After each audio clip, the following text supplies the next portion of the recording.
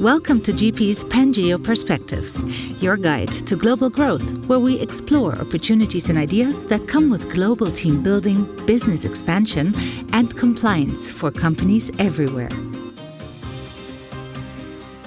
Hello, everyone. Pangeo is an idea inspired by the 300-million-year-old supercontinent Pangea, when the Earth's landmasses were united as one. Today, the world is reuniting, as businesses everywhere seek opportunities beyond borders and boundaries. So let's explore the future of business, with voices around the world as we look for success we all can share. Welcome to Pangeo Perspective. Hello, everyone. On today's show, we're going to talk about the changing relationship between employers and employees, and how companies can build new work models that work for both them and global talent, and still remain fully compliant in a rapidly changing global environment. I'm excited to be joined by two of my GP colleagues, Tiffany Cruz, Senior Employment Council Manager, and Michelle Feddersen, Senior Director of Global Payroll. And I'm your host, Thomas Merchant, Director of International Brand Management at GP. Now let's get started. Tiffany, Michelle, welcome. So good to have you here. Thank you, Tom. Thank you. We're dealing with rapidly shifting employment models from all around the world today, which include project-based work, full-time employees, contractors, digital nomads, perma-lancers. The list goes on. Tiffany, how does that change the way we think about work itself? Well, Thomas, again, it's great to be on the show. I'm very excited to be here. This is such a hot topic for the entire world. It is very exciting because this current state of global employment really allows employees and employers to really tap into something that they never envisioned for their companies and for their own professional goals. For instance, companies are no longer tied to just, let me find someone within this state or this zip code to work for us. Now you can look into the globe and figure out where in the world are the best talent for my company. It really allows employees to also branch out and expand their professional goals while traveling. It really allows so much flexibility on both sides of the market. Before, people were very, restricted. Now, I feel like it's more flexibility. But with that flexibility, it's really the onus is on the employer to figure out, okay, if someone really wants to go anywhere, everywhere, there are rules that the employee won't think of. I have a passport. Do you have work authorization to be in Zimbabwe? Are there tax issues? All these different things that have to cloud the employer's brain, the employee is not thinking about. So compliance is such a huge issue for companies to be able to allow the employee to work anywhere. Yeah, the fact that you don't have to hire people within a 50-kilometer radius of your offices anymore, or even in your own country, is so exciting, how expanded the global talent pool is. But it comes with its set of compliance issues that you really have to adhere to. Thank you for that, Tiffany. Michelle, with all these new possibilities, what do companies have to watch out for to take advantage of these opportunities, but as we've been saying, compliant? Yeah, absolutely. Thanks, Tom. And great stuff, Tiffany. And we come across that stuff every day. I think the most important thing that business can do is decide what is their need, right? Come up with their business plan. Do they have a mobility issue? Do they have someone already in mind or employed by them that wants to move to a different region or a different country or a different locality? Or are they looking to hire in a specific region? There's certain job pools where there's strengths around engineering or sales. What's that company need? And from that need, then they can build their actionable plan. And it's important to understand what region they want to be in, what country they want to be in, because that's then going to dictate all of sort of the actions that need to follow. And there's quite a bit of them around the compliance. I would kind of like to address that. There's this issue here in the global environment that with the more new models that are embraced around the world, which are exciting and fantastic, the more rules keep changing. And we need to keep up with them, right? So let's talk about the challenges of marrying flexibility with strong global compliance. Michelle, where does it all start? Well, I think it all starts with, where am I today? Where is my business today? Do I have entities in a country? Do I need to register to have an entity? Do I have an entity, but maybe I don't have the expertise in-house to manage the HR, manage employment contracts, the payroll, all of the things, the compliance, the finance side? There's so much that goes into sponsoring employment in any given country. And so if you don't have an entity there, or you don't have the appropriate registration to have a payroll in that country, it's likely that you're going to have to go outside of that box to a company like GP. But if you do have an entity, it also doesn't necessarily mean that you have the expertise in-house and the support staff to be able to do the full function, that full cycle of what is required to employ within that country.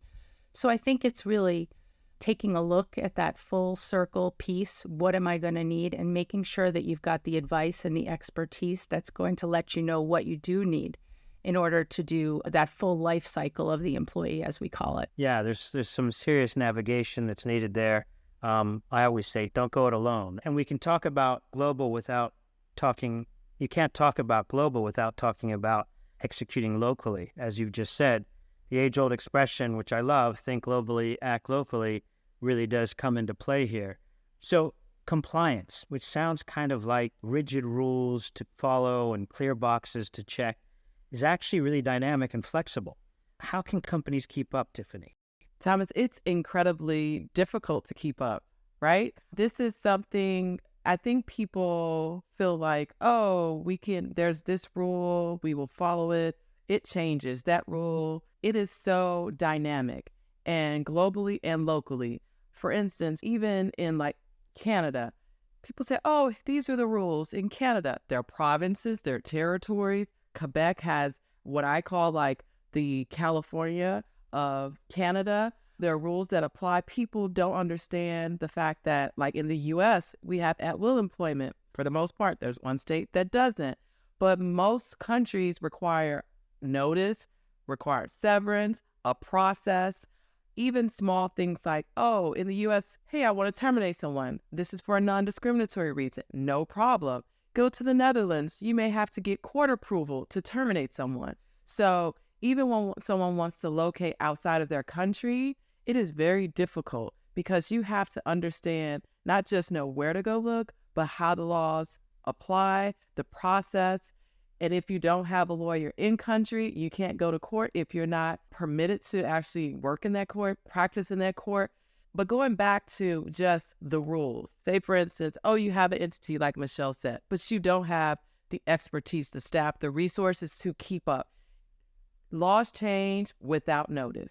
Sometimes you find out in the New York Times when you wake up, oh, some state in the U.S. decided to do away with all non-competes. How does that work? Who does that apply to? You don't get a memo in your Oh, that would be so nice. Here is your new memo. It's coming out in 30 days.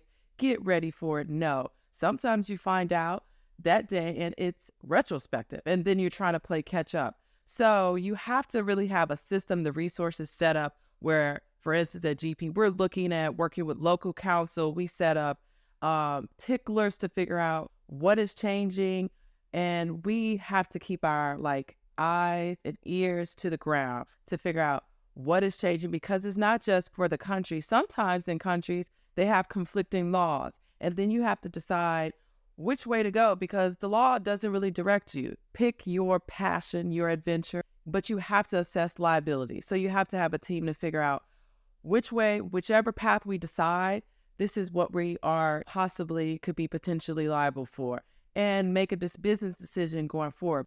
It's super up to date because not only is that there's that gray area, they're changing constantly, times that by close to 200 countries around the globe. That's a lot of stuff to follow. All right, Michelle, what mistakes do you see companies making along the way? Some of the pitfalls to be aware of. So I think really a lot of companies that sort of find trouble along the way is lack of planning, lack of understanding, especially when we look at US-centric companies who maybe haven't done business in APAC or EMEA. They're quite used to the way US focus, right? We have contract, we have at-will employment. Per Tiffany's information, it's a lot different when you move to other countries. And having that understanding and be able to plan and also budget around that is really important. And I think that you have to have that guidance. It's not just about, okay, here's your offer, here's your employment. Let's say we have our entity or we don't have it, but we decided this person's going to do payroll for us and we're working that out. Here's the contract. There's so much more that goes into paying an employee. There's a lot of arms. Payroll at the end of the day is an administrative process, but before it gets to that actual process, there's benefits, there's HR, there's legal, there's finance side. So making sure that you understand that full perspective and then looking at what is your compensation makeup, what is part of this contract, and that you're following those rules. A couple of just things to throw out. There's in Latin America, we have Brazil, for example, very strict rules around payment time, making sure that you pay someone on the contractual date. And if you do not, you're subject to paying them a full month's salary. In other countries, there's penalties around taxation, or if you didn't report a taxable event.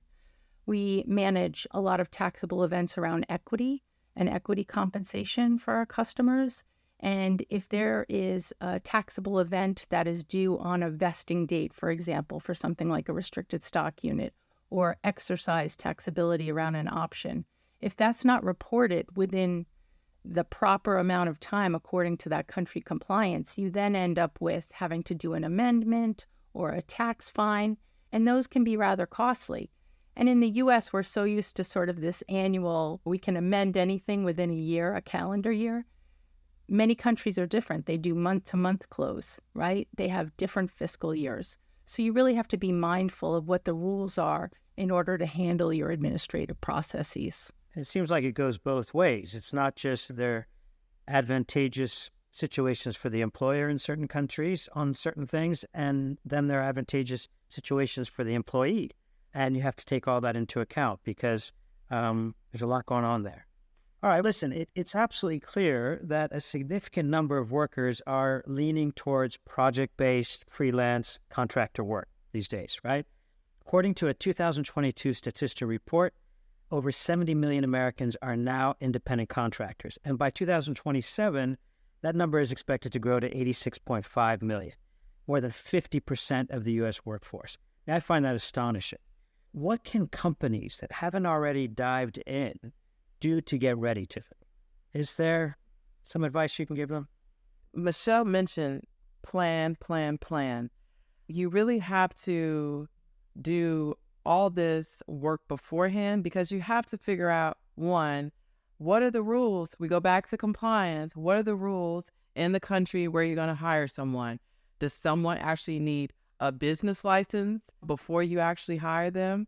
And you don't want to hire them incorrectly because why? Misclassifications. Then we go back to Thomas, penalties. Oh, actually, you misclassified me. I was an employee. Now you owe me benefits and all these other things. And we go back to payroll taxes, all these other fun list of things that you forgot to pay me because you decided to call me a contractor, but you didn't plan and get your resources and assessment in place to figure out what you need to have in place just to hire me. And then we get into more of like adapting them, like you decide, yes, we can hire them. We have all the things in place. You want to make sure contractually that you have all of the right clauses that are in there. Sometimes, for instance, people think, oh, non-competes apply to employees. Well, they may apply to also a contractor, but in some countries, you still can't include them into the contract. And sometimes just including them in will void the whole contract.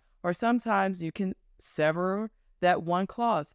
So you don't know. So that's why a company like GP, the contractor solution, is something great to partner with us because it is hard. And it's very easy to misclassify someone and easy to have the penalty stack up on you without even knowing. Well, and I think it's very interesting what you just said, Tiffany, in the sense that if you're not used to hiring contractors, and you do because you're wanting to do something internationally, and that's sort of the easier route to go, you have to be very careful not to treat them the same way you treat your employees. And you could fall into that by default, oh, well, I'll just treat everybody the same, and you have to be really careful. So Interesting stuff. Again, I just always say it's great. That's one of the most exciting moments in a company's history to go global, but make sure you don't do it alone. Okay, Michelle, how do you prepare for this massive change? Any other things you'd like to throw in there? Yes, for me, from the payroll side, finance side, I think money movement is always a huge consideration too, right? It's not like years ago, back when I started in payroll, you could just wire money wherever you wanted. I have someone in China, I have someone here, I can just get them paid. They're a contractor for us.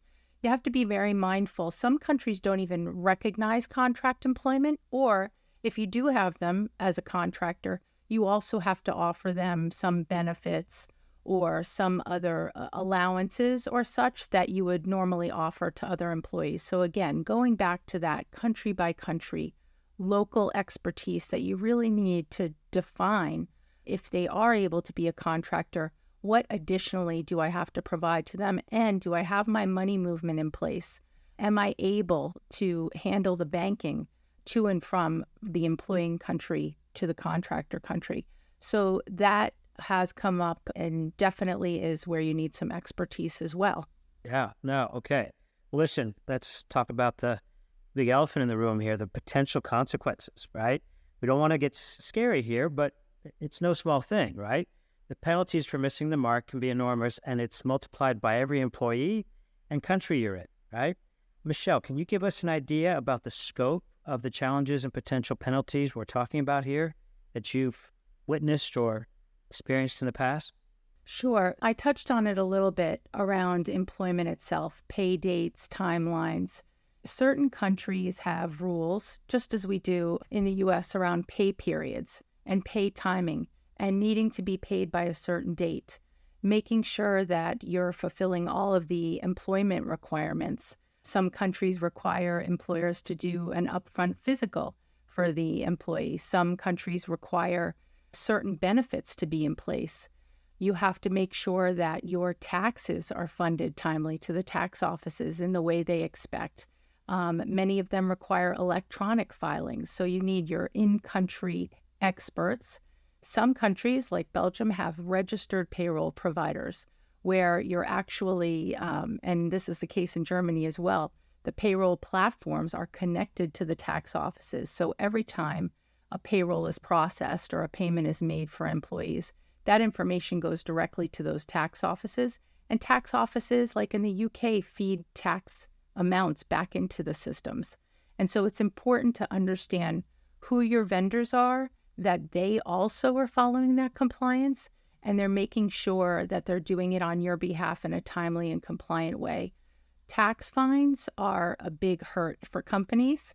And when companies don't report compensation correctly, they're also tasked with doing amendments, and amendments usually come with fines, and they're costly for the administrative aspects of it. There's another piece to it also outside of payroll, and that's time and leave. So payroll has a lot of arms, right? It's not just about paying someone their gross to net salary, gross to net payments. And along that compensation line, there's so many countries that dictate exactly how that needs to be done. And in addition, there's a lot of time and leave matters that come up in some of these countries. And there's requirements around that. And in many EMEA countries, for example, if someone goes on a leave, and these leaves are managed by the social offices in a statutory fashion, then you have to make sure that you're following that process. And sometimes it involves a company's policy. Are they doing a top-up for a leave? The employee might be receiving a social payment directly from a country tax office, and then you've got to sort of monitor that. Possibly you're paying them and receiving the funds back. So there's a lot of different movement around time and attendance, leaves, making sure that you're tracking that appropriately for people within a country. And that also sort of factors into the payroll. Okay, Michelle, thank you for that. Tiffany, is it even possible or realistic for companies to handle this by themselves? Great question, Thomas. No, it's not. It is really difficult to handle it.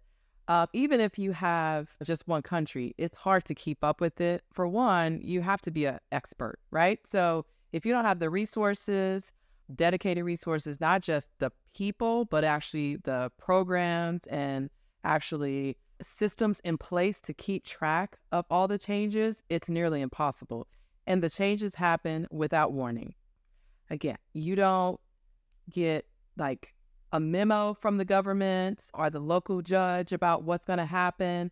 You just sometimes find out in New York Times, Gmail, you get something, or you sometimes it's on your local news.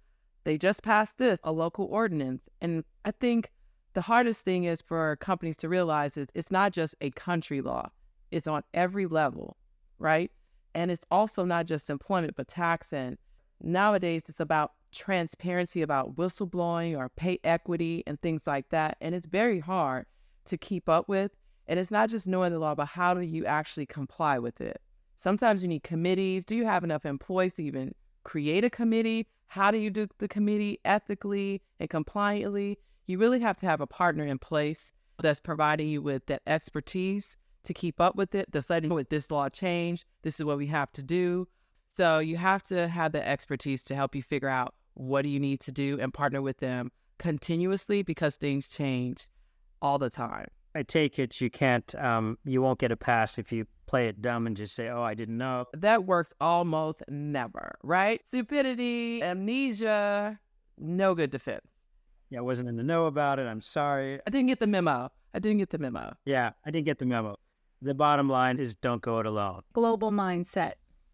Yeah, you have to have the global mindset for sure. And GP acts as sort of a global guide to global expansion because there are so many questions to ask so that you do get it right? And you do get to market quickly and efficiently without having to deal with all the red tape.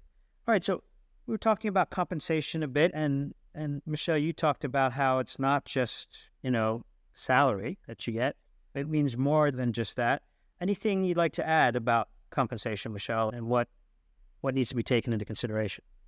Sure. Like I've been saying about everything, country by country. So compensation is much more than just a salary and a contract.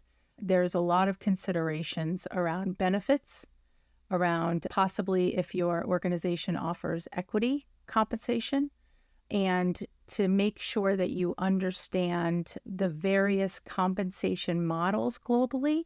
I'll give you a couple of examples. We have the 13th, 14th month in many countries. So a lot of companies will come and say, this is going to be the annual salary, and they think they're done at that point. But it goes far beyond that. There's calculations specific to countries, which then take that annual salary and sort of break it out into that monthly salary. Most global companies are either paid monthly or semi-monthly, and making sure that you understand what that bottom line is for that employee or that professional or that contractor based on what that annual salary is. When in addition to the annual salary, there might be premiums. There's vacation liability payouts. There's vacation premiums. In some countries, when an employee takes a vacation, they actually get a little more money than their normal monthly salary because there's a special calculation that's done for that time off. So really understanding that, knowing how to report it, knowing how to cost it for your budget and work with your finance team on that is really important. I think one aspect that people forget is cultural aspect, impact, and you cannot apply the law, assess the law without considering the cultural impact of it. How does this work? And having someone in country, experts to say, hey, this is what the law, what is actually happening on the ground? How does this work? Because sometimes there are laws on the books that are not complied with. Companies just don't do them. No, yes, you could, but people, the in-country person may say, no, this is not necessary. We aren't required to do that. Or administratively impossible to do, right? That is always the fun life. You don't want to go down that rabbit hole, right? You don't want to do that because you may lose professionals, employees if you do that, because although they passed a law, this is not actually being followed, or it's administratively impossible. And you only know that because you have someone in country who's an expert, someone local. Is so very important. Okay, great. Well, listen, so there are plenty of challenges that we've talked about already, and certainly some pitfalls. But at GP, we always like to focus on the new opportunities and the new possibilities that come with global expansion, because that's the exciting part. Tiffany, what can companies that do find a way to embrace more flexible models stand to gain, right? There's got to be many rewards awaiting them? Oh, of course. I think the biggest thing is tapping into the talent that you may not have locally, right? Doing your research to figure out in the different regions, there may be certain industries, certain professions that are in certain regions. So you can tap into that, but you have to do your research, right? And figure out what is the pay, what's the market for them there, how do I onboard them? It goes back to how do I hire them? Is this going to be an employee? What's the currency? I mean, even currency, like even thinking about like the world and the economic climate of it. What happens when your currency changes value? How do we build that into the contract? But really looking around the world to figure out, first, look inside. What do you all need? Maybe you have to reassess, realign, reevaluate your business needs and your flexibility, because some companies, they're like, no, this is how we built the company. This is how we're going to stay. But I think you have to like flex and be really rethink what your vision is for the company and embrace like the new workforce to figure out how can we tap into talent that we don't have here. And you may have to sell it to the board to figure out if you want to expand and really grow the company in whatever industry it is, let's go get this talent that we are not even able to get right here. And it goes back to, again, okay, you want to hire someone in Quebec. How do I do that? You have to understand notice and prior service and budget, like Michelle mentioned, is very important, because maybe a U.S. company says, oh, we can let go someone, no problem. But if you want to hire in another country, you have to budget for if this becomes a long-term employee, how much do you have to pay them? Required severance, not something to say, oh, sign a release, but something that is required. And then maybe you have to budget for additional consideration payments if you want to get a release. So they really have to like think outside the box. It's a huge world. There's lots of talent that I think companies aren't aware of. So you may have to partner with a company like GP to figure out like, where's the talent? Do you all have some resources that can help us figure out where we can find people in different areas that we don't have on staff already? One last question for you. Do either of you see one flexible model emerging to handle all of this? Are we looking at multiple new models that have to be managed all at the same time? I try to think about things regionally. I think that global regions tend to sort of gear in the same direction, certainly not identical. It's country to country, it's local to local, to Tiffany's point, province to province. But I think you can understand the better overview of how to administer when you look regionally. So at the very minimum, I think there's multiple there, right? Because every region is going to have different requirements.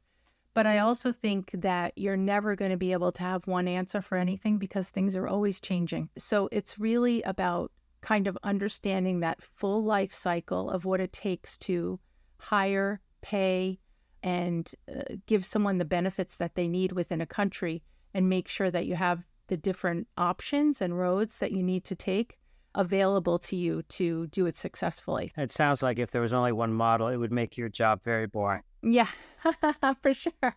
I wouldn't mind that, Tom, but I don't think that's happening anytime soon. But it keeps us gainfully employed. Job security. Job security, I mean, things are always changing, and it's fun to look at the trends. Like even for instance, for like pay equity, pay transparency in the U.S. About having to put job salary and compensation on job postings. It's not in every state, but if you are actually posting something remotely and it could be done from anywhere in the U.S., then you have to actually put the salary. And then BC, British Columbia, in Canada, they enacted a legislator where they're going to require that soon. The EU has amended their pay transparency directive, and surprisingly, a part of it is about pay transparency on job postings. So it is very interesting to see how the regions change, the laws change, and sometimes it skips overseas, and then they catch on to it, and then it's there also. But you really are going to have a mixture.